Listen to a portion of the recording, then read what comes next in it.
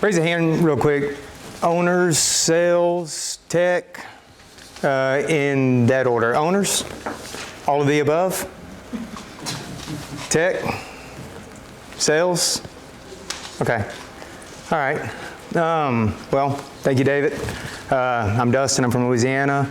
HVAC contractor. Dabble in a little bit of the home performance side of things. And just kind of primary mission is, I have a passion for delivering exceptional results to my clients. All right, so this session is primarily geared to helping everyone achieve success in performance, high performance HVAC renovations, replacements. Oftentimes, our focus is really on the box, so the equipment, our time clocks, our profit margins, things of that nature. And as a result, we failed to deliver where it really matters, and that's delivering comfort. Exceptional results and comfort for our clients. And just the overall experience. So where are we? How do we get here? That ignoring the customer, that just going in and swapping the box, that has led us to a place where it's kind of a mess. Here's some stats. Take a picture, do what you will with them. I think we can all agree from going out in the field that most of the equipment we get our hands on is underperforming. And I kind of jokingly say here, 40% of homeowners report struggling with discomfort.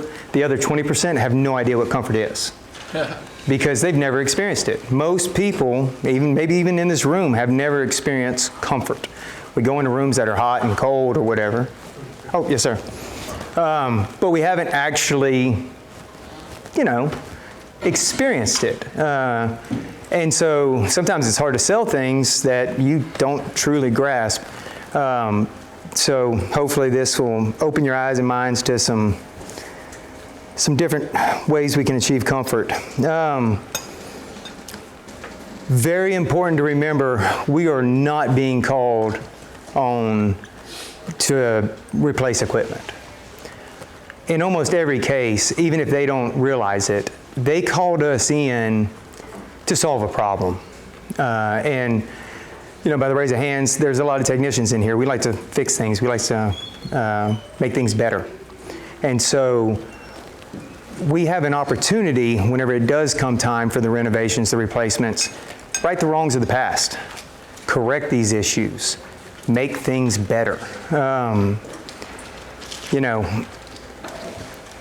Too often we look at the situation and just say it is what it is. We got to get that out of our heads, and then define what is comfort. Anybody have a definition of comfort? No? Yeah. Ashrae's bubble. Ashrae's bubble. Yeah. What do you think, Mike? Yeah, not being 80% humidity. Well, I mean that's a little bit more beyond comfort. That's more of a like perhaps they should take the greenhouse out. That's pretty bad. Yeah, obviously you don't want 80% relative. Comfort to me is more encompassing than just temperature or just humidity.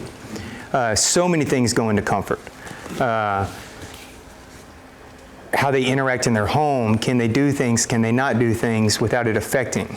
And so it's important to look at the whole system and not just the box.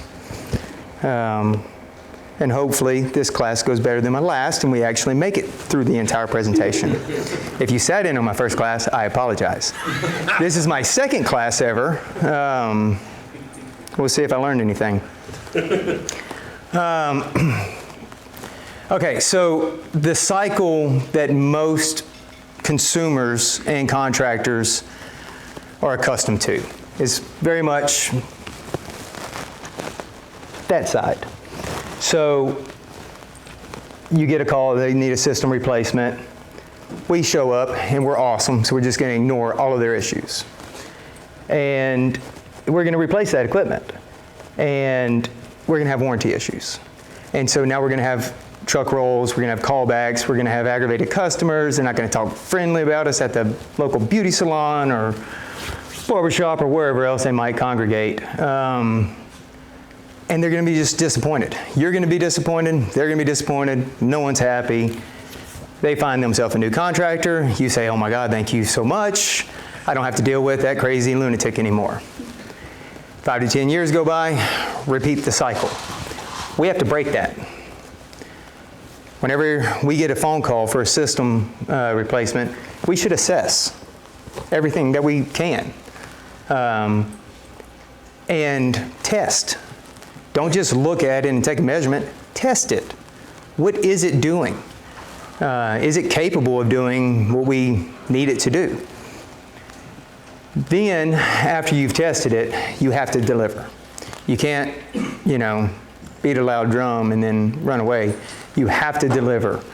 Once you do, you have succeeded. You have built a lifetime client. For those of you that have legacy businesses, hand-me-downs, we'll call it, that's, preparing your future generations with clients forever. If you're in it to sell it, well, they probably have a sales class somewhere.